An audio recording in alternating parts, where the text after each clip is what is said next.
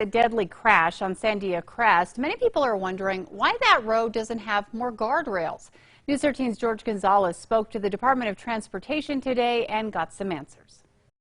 31-year-old David Hunter, a sergeant at MDC, was killed last week when the truck he was in veered off the snowy Sandia Crest Road. When we went out there today, we found a memorial and the truck still there 100 feet down the mountain. In that same area, there are no guardrails in place, and after that deadly crash, many are asking why.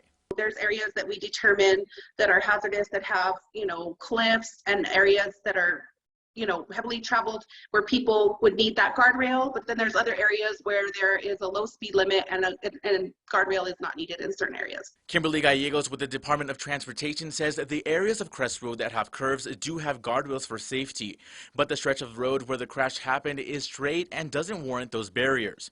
Gallegos says every couple of years the DOT evaluates safety improvements along roadways and just recently assessed the Crest Road. For the last 5 or 6 years, we've had significant guardrail installed along New Mexico 536, which is Sandia Crest Road. Gallegos says it's also the responsibility of drivers to be aware of safety signage in the area. Speed limit signs, posted signs where there's designated areas to pull off for trails.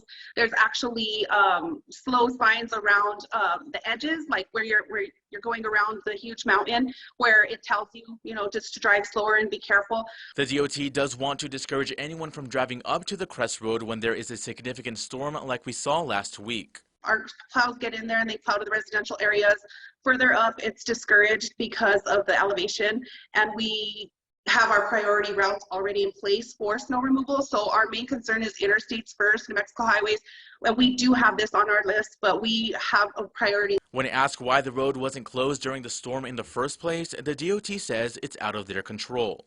It wasn't closed because only state police can close the roadway, but we do really heavily discourage travel during inclement weather.